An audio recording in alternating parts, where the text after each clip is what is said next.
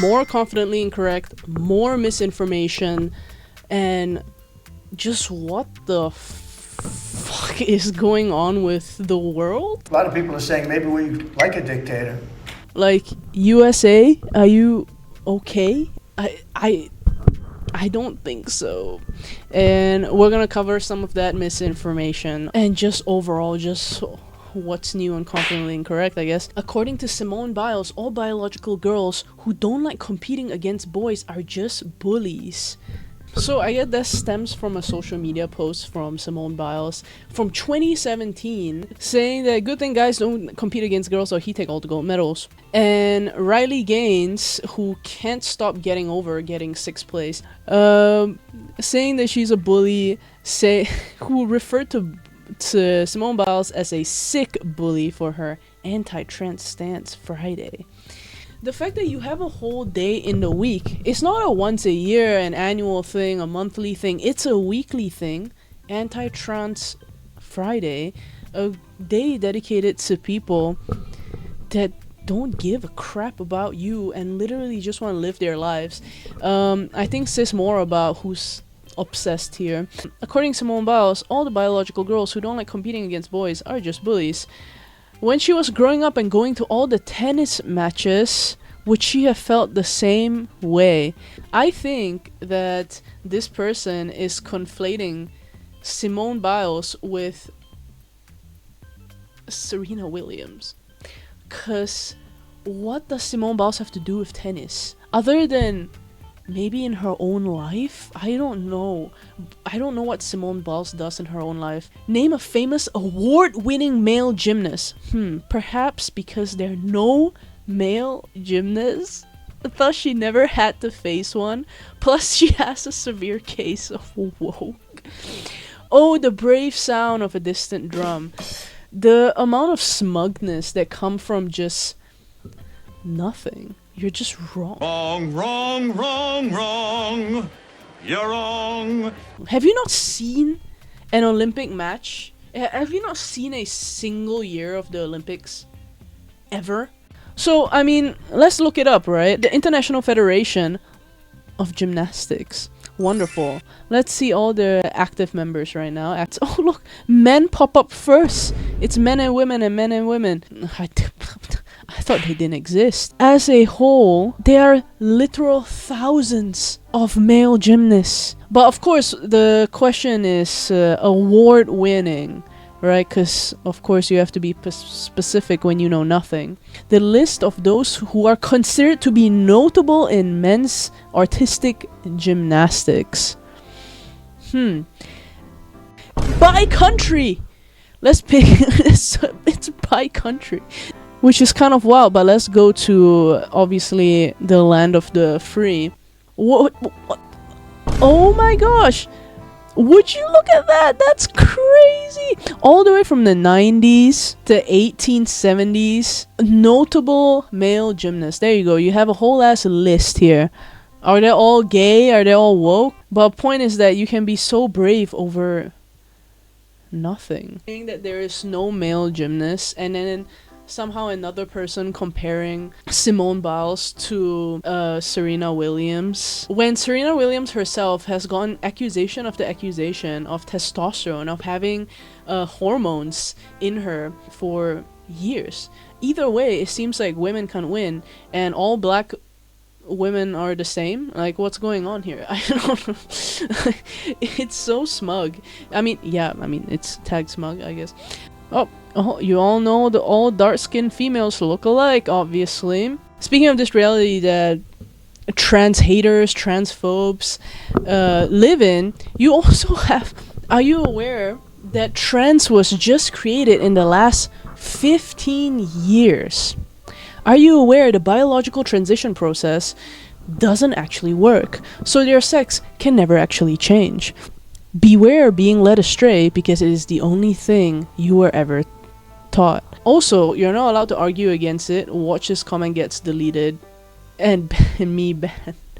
So to say something ridiculous, say that there is absolutely no way to argue against it, and then that's it. That's just your reality. Beware being led astray because it's the only thing you were ever taught. Since when? I discovered that myself when I looked into these type of things myself. I didn't know what was possible for trans people. No one is just taught that. What do you mean? Do you think that there are schools out there that just teaches you this is what trans is?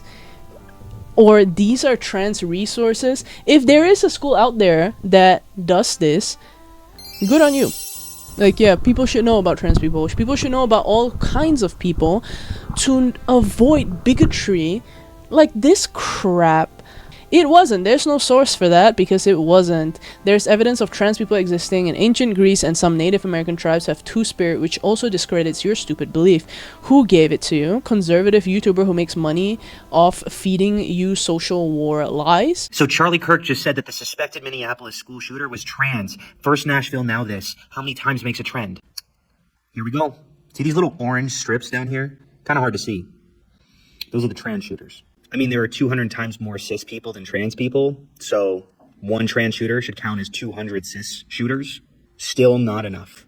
Still not enough. I mean, when Charlie asked how many times makes a trend, if the expected mean is 28 shooters, we would say that 38 or above would start reaching statistical significance, and 17 or below would also reach statistical significance, and 5 is less than 17. We could have 16 shooters, and I would still make the claim that trans people are surprisingly and extremely nonviolent. Yeah. All people are doing is just falling for their shit. Every time when a trans person come out and asks, like, oh, let's have some trans visibility, let's have something to show awareness for trans people, and they're like, you're shoving it down my throat. The regular couple, they work so hard, you know, and the gay couple, they want more. When you say more, do you mean equal? Yeah, they want equal in that. And that's just too much. Yeah. Every day I walk outside, I see straight people holding hands, kissing.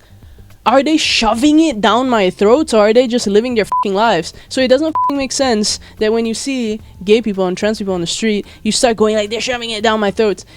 You're just insane. Oh, this is even better. I didn't even see this part. They were answering to someone saying that trans people have the right to defend themselves against death threats and talking about the dangers they face.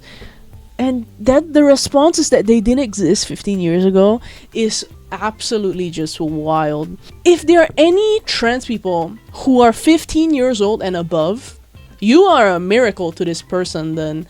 Absolute astonishing piece of historical evidence. You're gonna shatter this person's worldview if you're older than 15 and are trans. Depending on who you ask as well, sometimes the way we view trans people is also in a very kind of binary way. It's either you're a biological male who transitioned and now you are a trans woman, or you're a biological female who transitioned and now you are a trans guy. There's no space in between for the simple exploration, and then you get all these shit of masculine women getting called out, are you just gay, or are you a dude trying to harass someone in the bathroom? You get all of this crap rather than just practicing some level of acceptance and kindness and treating people with a decent level of respect. It's really not that hard, and somehow this spiraled into it being a trans agenda. They're shoving it down our throats over people just simply wanting a little bit of kindness and understanding. It's all exaggerated by right-wing propaganda, and then they'll say you're supporting mental illness, which is also just stupid. It's so wild that we try and like throw people in boxes. Like, oh, you're just trying to be a man, you're just trying to be a woman, you'll never be a woman, you're just trying to be a dude. Holy shit, just let them live their life. Is it that hard? In 1952, that's way after 15 years, dude. Christine Jorgensen, 26 years old, writing a letter to her family with some enclosed photos saying that she's extremely happy now and that nature made a mistake, which I have had corrected, and I am now your daughter. She ended up being the first American to undergo gender confirmation surgery. Depending on which indigenous community you're talking about, there may be slightly different definitions, but you have indigenous North Americans, for example, who describe native people who fulfill a traditional third gender or other gender as someone who could be two-spirited, right? Two-spirit existed way before the US even existed. They were there before the colonization of Turtle Island. And they were also seen as gifted, as honorable. They were seen as important parts of the communities because they carried two spirits within them, both male and female. A lot of two-spirit people at the time were often healers, were often medicine people, and were foundational members of their culture. So naturally, when you have colonization coming in with their own ideals of what man and woman should be, these group of people was severely hurt in that process, was severely hurt during that process when they came over and started to take up all this land and kill a crap ton of Native American people and force them all into residential schools where they're forced to follow very heteronormative roles. And this is not separate from Europe as well. In the Netherlands, there's also accounts of stuff like this. That's in Dutch history as well. I don't think people understand that or remember that. Like, this forcing of heteronormative roles onto people has been long done, and now people just believe that's just the way things are. It's just the way things are. Trans people that definitely existed more than 15 years ago. Then you have two-spirit people. And then on top of that, you have priests, Gala and Gali, who were assigned male at birth, who cross gender boundaries in their worship of a variety of goddesses in ancient Sumer, Arcadia, Greece, and Rome as well. But not saying that life was heavenly historically for trans people as well. There are some societies that respected them, but there are of course societies back then that didn't. And now that, I don't know, we have scholars, we have people who research history, at some point it gets very exhausting to battle people over hallucinations, such as trans people apparently not existing 15 years ago. Because of this heteronormative view of things, when archaeologists or just scientists, I guess, recover these tombs and these graves and dig these bodies up, and they find a skeleton that they assume to be male and is covered by, let's say, women's clothes or stuff that women typically in that time would use, and their whole grave is covered in that type of stuff. And so for people to excavate that and just say, oh, it's odd, maybe they were a dancer, maybe this guy was doing this, they try to find reason of why this guy or this male skeleton, or they assume a male skeleton, would be doing at the time, rather than just considering that they could have been trans, because trans people have always freaking existed. So it's not a very big surprise that you will find trans people even in their graves. It's so on the back of people's head, they don't even clock this type of stuff. It hinders also just learning about history. Not to mention, fascism has always attacked the gay people and trans people. One of the first book burnings was done at a sexology institution where they burned a lot of trans books. So now then, this rising fascism in the US of A, it's not going to be very surprising that they're once again going to target trans and gay people. And not to mention in Europe as well, social acceptance for gay people and trans people have gone down amongst young people. Speaking of fascism, here's another wild statement about Alligator Alcatraz. Do you all understand that not a single person had to stay at Alligator Alcatraz? Like, you get that? Every one of them chose to be there. Because every single prisoner that is brought to Alligator Alcatraz is first offered a flight to their home country at no cost. This sounds almost like a holiday ad. Nothing beats a Jet2 holiday, and right now you can save £50 per person. Free flight, I tell ya, to your home country at absolutely no cost. It sounds almost like an ad. It sounds so nice. Now, why are people getting dragged out of their houses, out of their cars?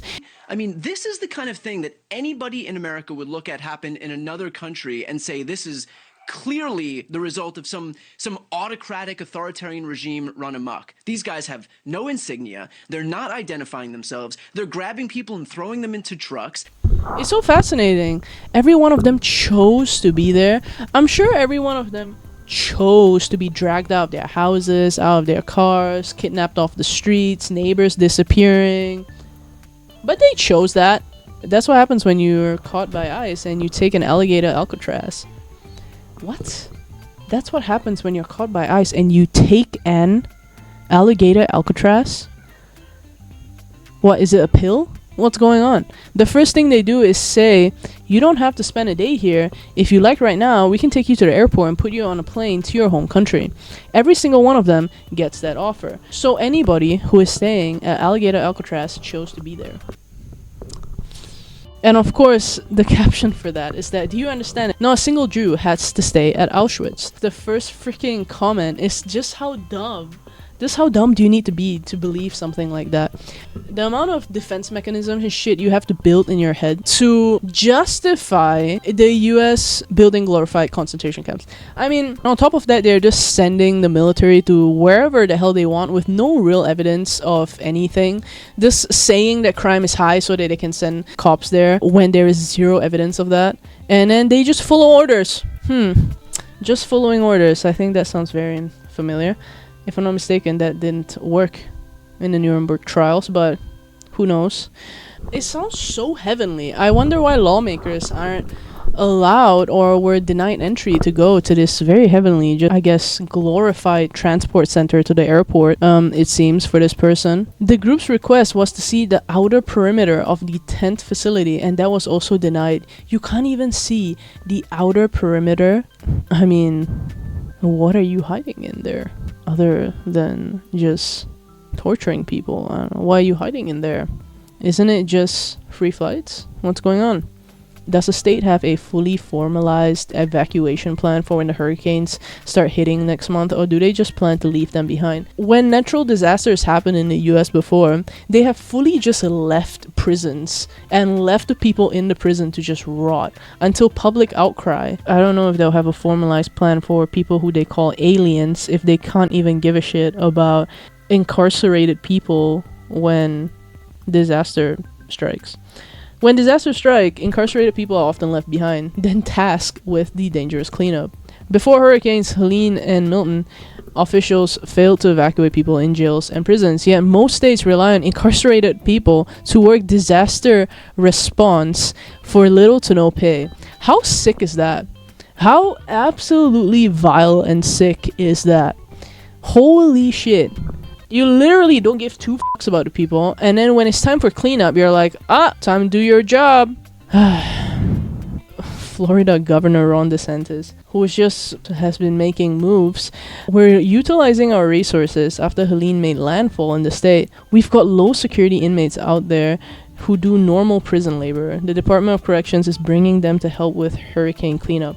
Normal prison labor. 13th Amendment. DeSantis' egregious comments call attention to an exploitative practice that forces incarcerated people to do labor for pennies per hour, or in many cases, nothing at all. This is legal because the 13th Amendment abolished slavery, but made one significant exception: people convicted of crime could be forced to work. It is modern-day slavery, shielded by the Constitution. They are at risk for flooding, because no surprise, they built that shit so fast and didn't give a shit about the actual people that they're building it to accommodate, to house. These are not even words that fit the situation. They're calling it a temporary camp. Just like the one in Gaza is also temporary. He said that the solution for those Palestinians is to go into a vast land of Sinai and live into tent cities temporarily, temporarily, wink wink, until we build Gaza again, and then we invite you back. يعني عبط احنا بقى. يعني فاهمني؟ We've seen this movie before. I mean, we've heard the word temporary camps before in multiple contexts. It's all temporary until it's permanent. Then there will be another goalpost shift, another goalpost shift. They keep making a new normal, always a new normal. There's already one. Now there's two. You're kind of in a dictatorship. Apparently, Trump said himself, some people may want that. Saying the quiet part out loud, I guess. Well, this person has obviously never taken a psychology class. Oh boy. Certain personality disorders absolutely are a matter of choice.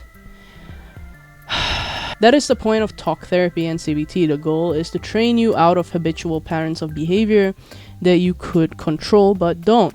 Things like borderline, narcissistic, and avoidant personality disorders are absolutely a pattern of choice.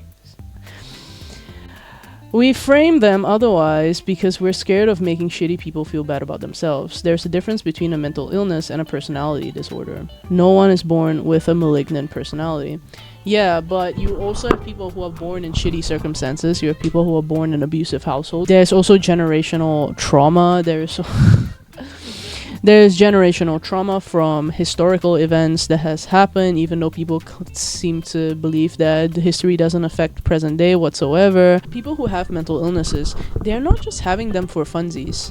People having to choose between getting their antidepressants that month or getting an extra week of groceries that month. And these type of just horrific choices that people have to make, all because of just vibes. They could just not be.